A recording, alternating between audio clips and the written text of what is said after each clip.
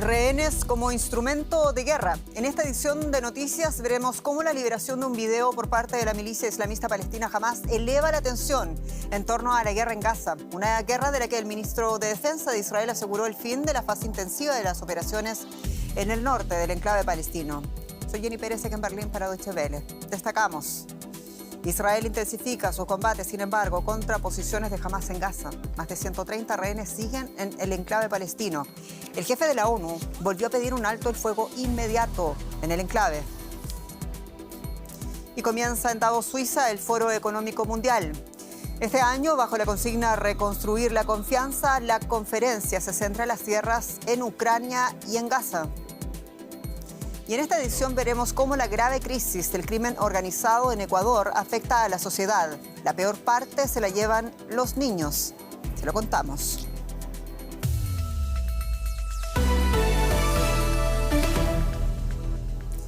El ministro de Defensa de Israel afirma que la intensa operación militar en el sur de Gaza está llegando a su fin. Sin embargo, Yoav Galán también señalaba que se requería el uso de la fuerza militar para asegurar la liberación de más rehenes.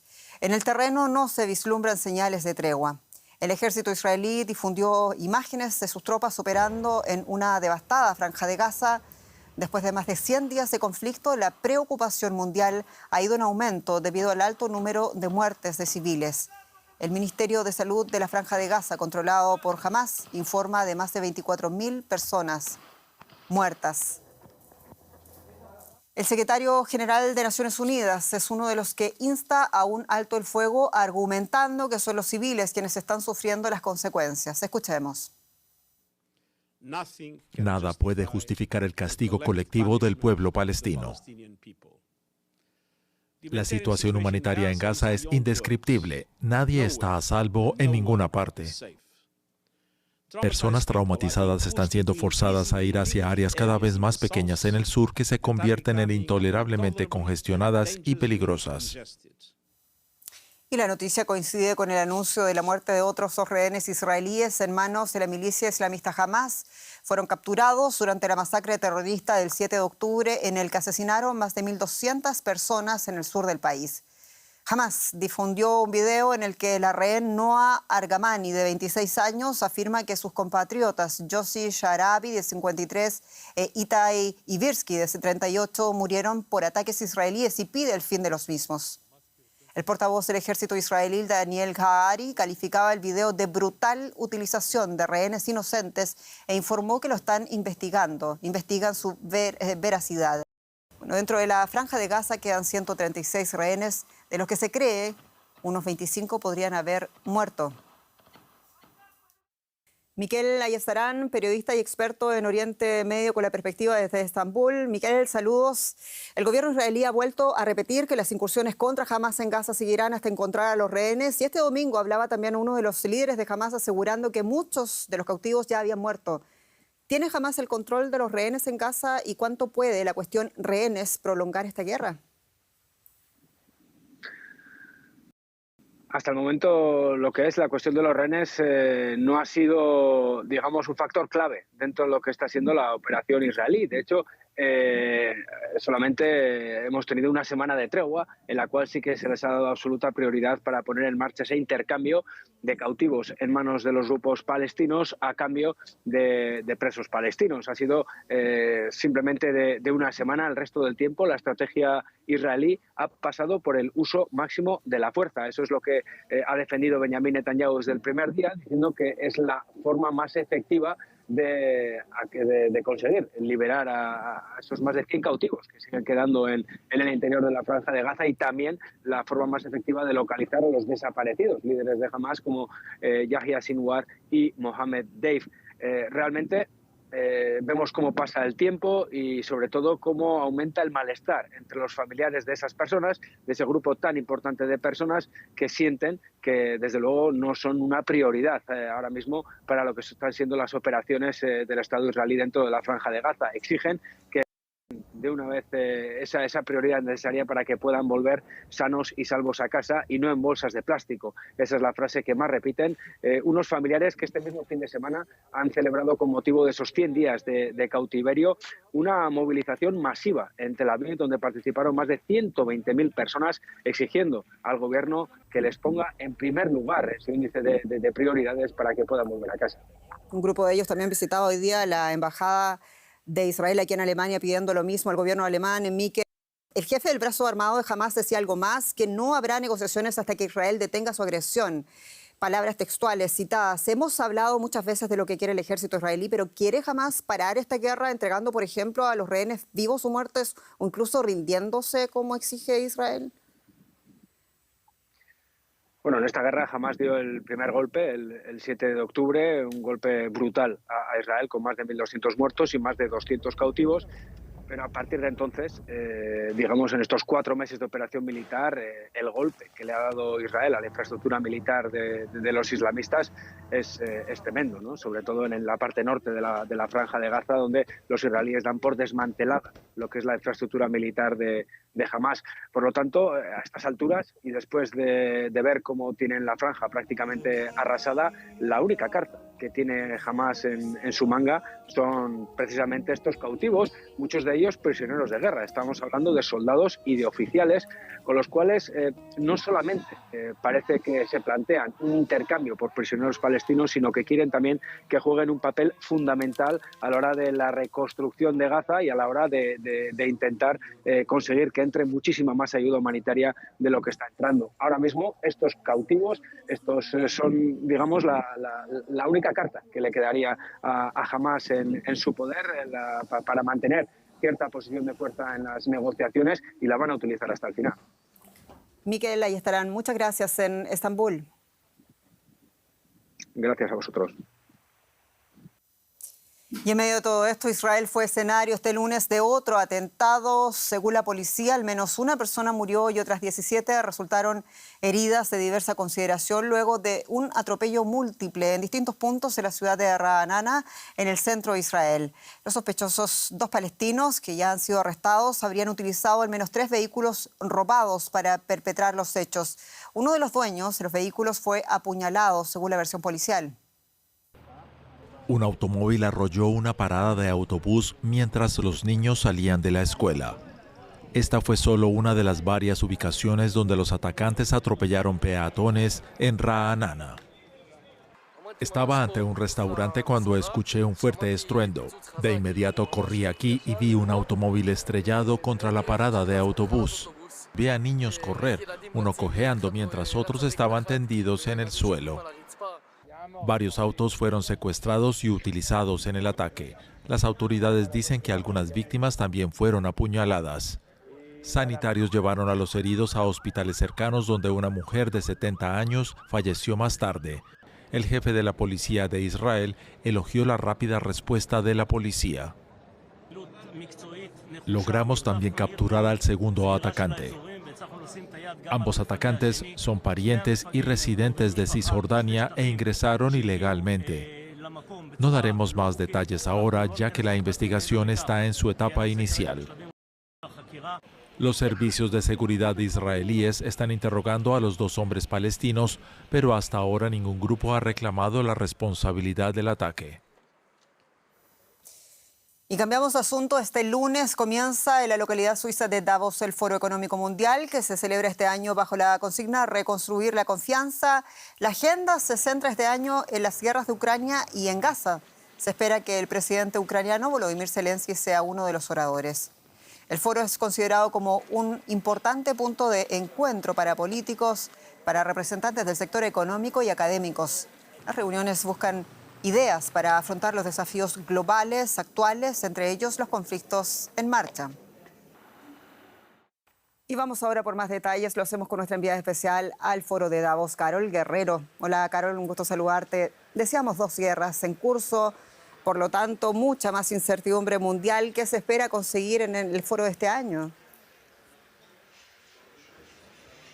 Jenny, buenas noches. Pues en efecto hay gran preocupación de la comunidad internacional por cuenta de estas dos guerras, la guerra de Gaza y la de Ucrania, y lo que se espera es que este Foro Económico Mundial sea un punto de encuentro que pueda ayudar a acercar posiciones, Jenny. Y es que acá en Davos se esperan importantes delegaciones tanto de Oriente Medio como de Ucrania.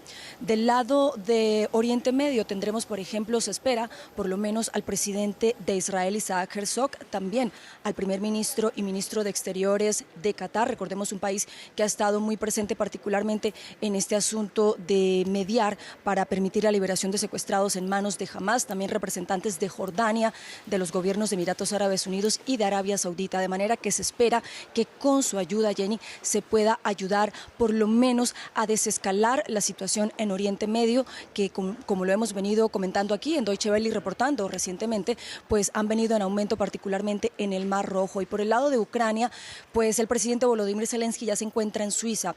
Él se encontró más temprano con la presidenta de este país, Viola Amherd, y ante la mandataria suiza, Volodymyr Zelensky pidió que este país organice una conferencia global para permitir la paz en Ucrania. Además, Suiza pues anunció la entrega de 1.500 millones de francos suizos a Ucrania.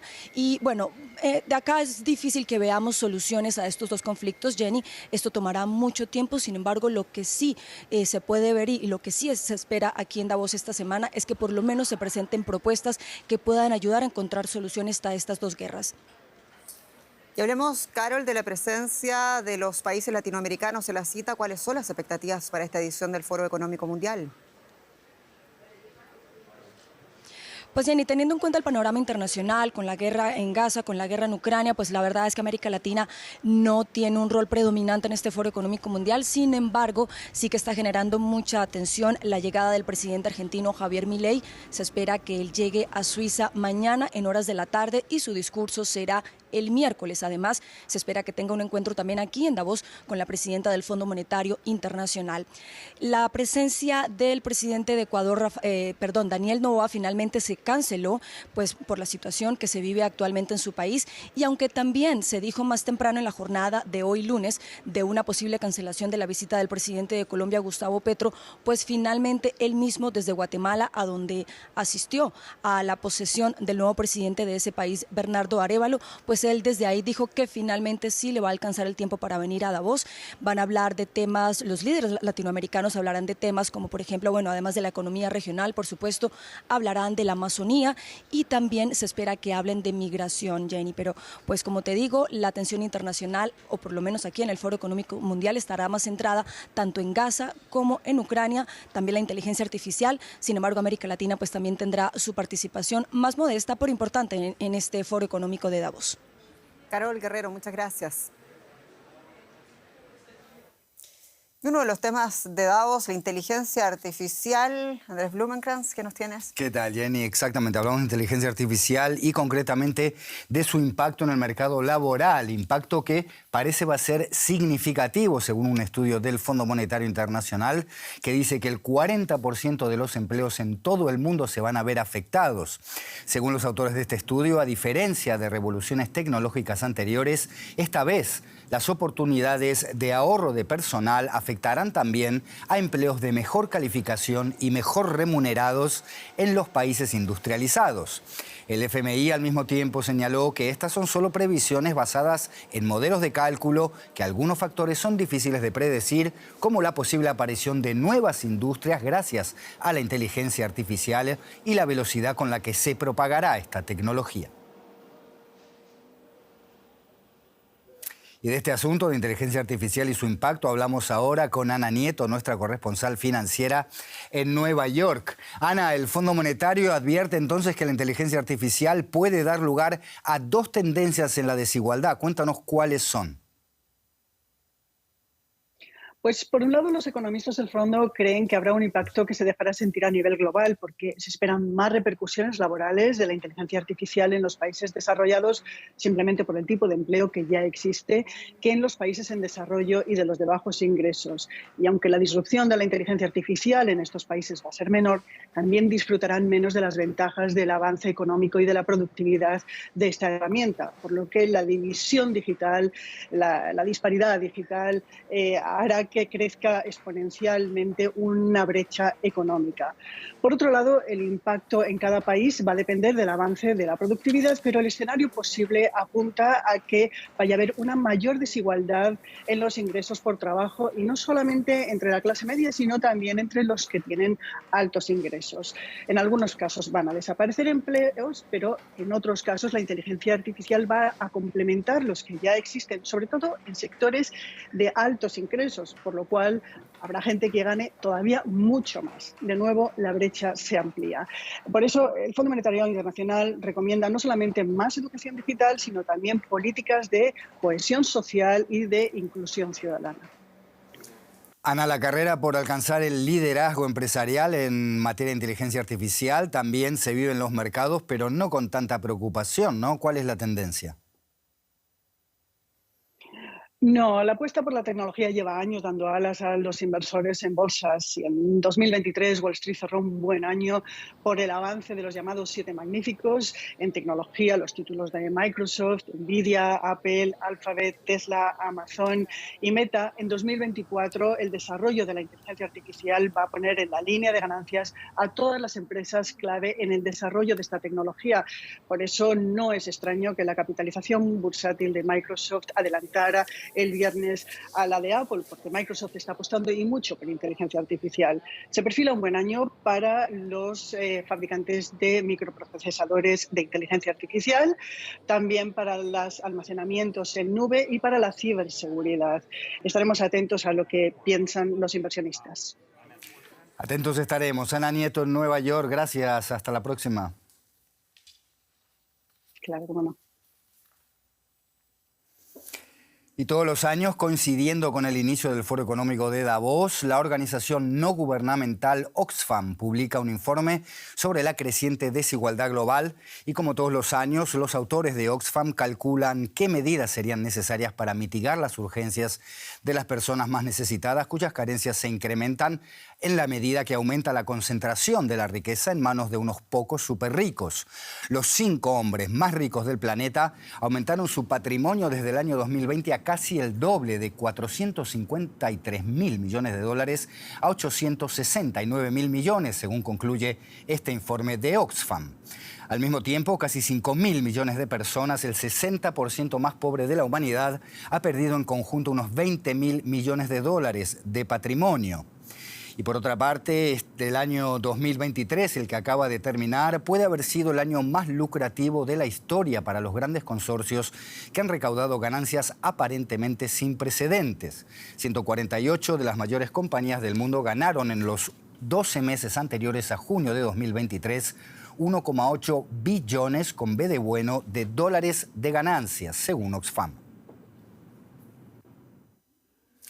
De este asunto, de este informe, vamos a hablar con Graciele Custodio David, coordinadora de Justicia Económica para Oxfam en América Latina y en el Caribe, que nos escucha en San Pablo. Graciele, muchas gracias por estar con nosotros. Bueno, hablemos de este informe que apunta directamente contra las grandes empresas multinacionales. Dice textualmente: a base de exprimir a sus trabajadores y trabajadoras, evadir y eludir impuestos, privatizar servicios públicos y alimentar el colapso climático, estas empresas impulsan la desigualdad y generan riqueza cada vez mayor para sus propietarios. Pero, Graciele, ¿no es en realidad función de la política encauzar la codicia empresarial para que redunde en el bien común? ¿Cómo está distribuida la responsabilidad en el estado de la situación? Hola, gracias por la oportunidad de hablar sobre el informe de Davos de Oxfam. Y sin duda, de hecho, hay una corresponsabilidad ahí. Si miramos, por ejemplo, los principios de derechos humanos, ellos hablan específicamente sobre eso, que los estados tienen distintos deberes, como reducir la pobreza, reducir la desigualdad, garantizar derechos, y que las empresas tengan una corresponsabilidad ahí. Se por um lado as empresas estão causando todo isso com o avanço dos oligopólios e dos monopólios, por outro lado, o Estado não está cumprindo com seus deveres ao permitir que se avance en esa concentración en el mercado y los monopolios, la destrucción ambiental, la reducción de la garantía de derechos. Entonces, hay que demandar al Estado para que cese el poder de monopolio de las grandes corporaciones. Ahora, Graciela, aunque nos pongamos todos de acuerdo en demandarle al Estado, ¿tienen los estados nacionales ahora mismo la fortaleza necesaria para plantar cara a los monopolios después de décadas de retroceso del poder del espacio público ante los intereses privados? Hay que construir nuevamente esa fortaleza de los estados. Después de años de políticas neoliberales en distintos países, tanto en el norte global y especialmente en el sur global, sin duda los estados están completamente destrozados. Hay que revitalizar los estados, garantizar financiamiento adecuado para que ellos puedan entonces garantizar los servicios públicos. Para eso es fundamental que los super ricos y las grandes corporaciones cumplan con su deber de pagar impuestos. Es necesario impuesto a las riquezas, a los beneficios extraordinarios de las grandes corporaciones que pasaron incluso durante la pandemia, durante la inflación. Mientras tanto sufrían, ellos tenían ganancias extraordinarias y excesivas. Además, es necesario pensar que estamos frente a una década de división, de polarización económica. Si no paramos ahora ese poder de monopolio, puede ser que en el futuro, de hecho, no logremos tener la fortaleza de los estados para parar.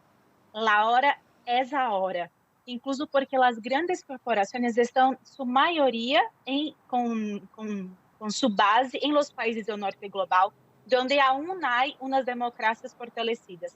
Si no aprovechamos con la población, especialmente del norte global, demandando a sus gobiernos que controlen y regulen mejor las grandes corporaciones y eviten el monopolio, en pocos años es muy probable que ya no logremos más. Esperemos reaccionar antes del punto de no retorno. Graciela Custodio David, coordinadora de Justicia Económica para Oxfam en América Latina y el Caribe. Gracias. Hasta cualquier momento. Gracias. Jenny Pérez tiene más información.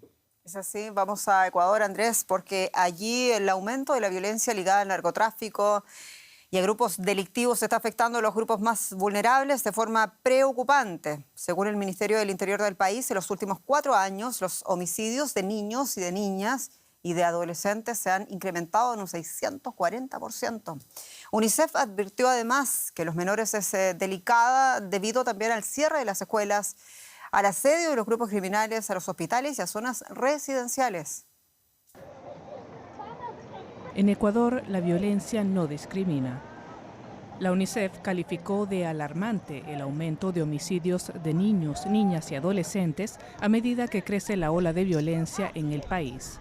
En 2019, el Ministerio del Interior registró 104 muertes violentas de menores, mientras que el año pasado los casos aumentaron a 770, un incremento de 640% en tan solo 4 años.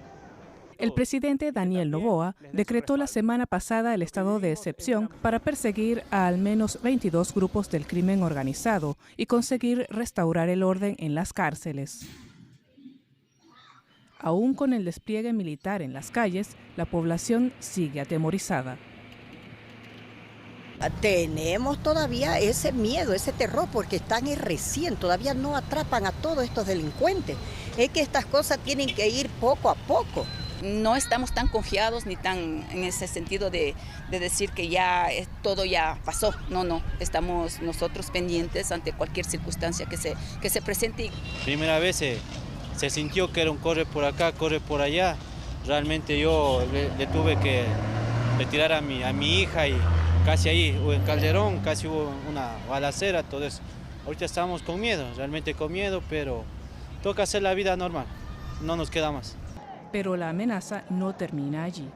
Cada vez hay más menores que están siendo víctimas de reclutamientos forzados por parte de grupos armados, según UNICEF. A esto se añade que los centros médicos y las escuelas están bajo asedio, por lo que hay menos acceso a la salud y a la educación. Actualmente, más de 4,3 millones de niños y adolescentes no pueden asistir a la escuela debido al cierre temporal de numerosos centros educativos.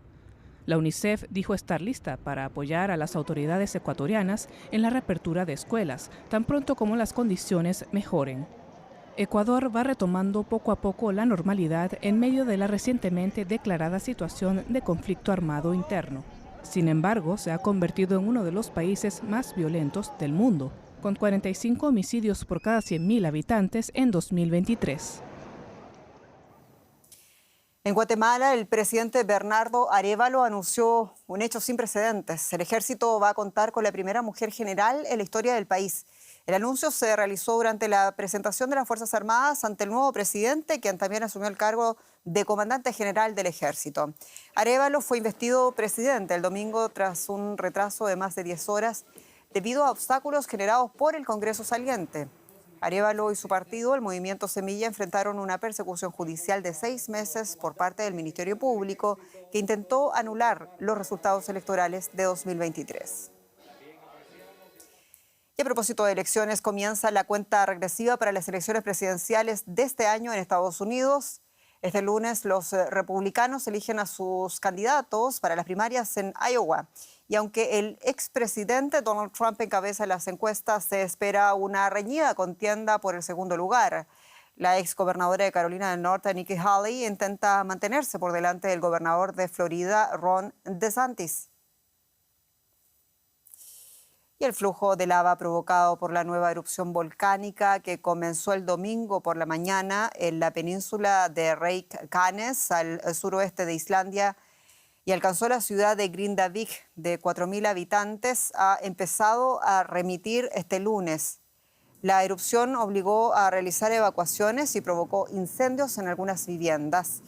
Islandia, una isla volcánica situada en el Atlántico Norte con una población de unos 390.000 habitantes, está entre las placas tectónicas euroasiática y norteamericana y es una de las regiones volcánicas terrestres más activas. El futbolista argentino Leo Messi ha sido nombrado esta noche por tercera vez en su carrera mejor jugador del año y galardonado además con el premio de The Best, el mejor de la FIFA, aunque no acudió esta vez a Londres a recibir el trofeo. Quien sí lo hizo fue la española Aitana Bonmatí, elegida como mejor jugadora de fútbol del planeta, que estuvo presente en la gala en el Teatro Apolo de Londres. La jugadora del Fútbol Club Barcelona ha ganado en el último año todos los trofeos posibles, desde la Liga Española, la Liga Europea de Campeonas y la Supercopa de España al Mundial de Australia y de Nueva Zelanda, así como el Balón de Oro. Y con esta historia nos despedimos, como siempre, agradeciéndoles su confianza y sintonía. Soy Jenny Pérez, esto es Deutsche Welle, Noticias en Español desde Berlín para ustedes. Hasta pronto.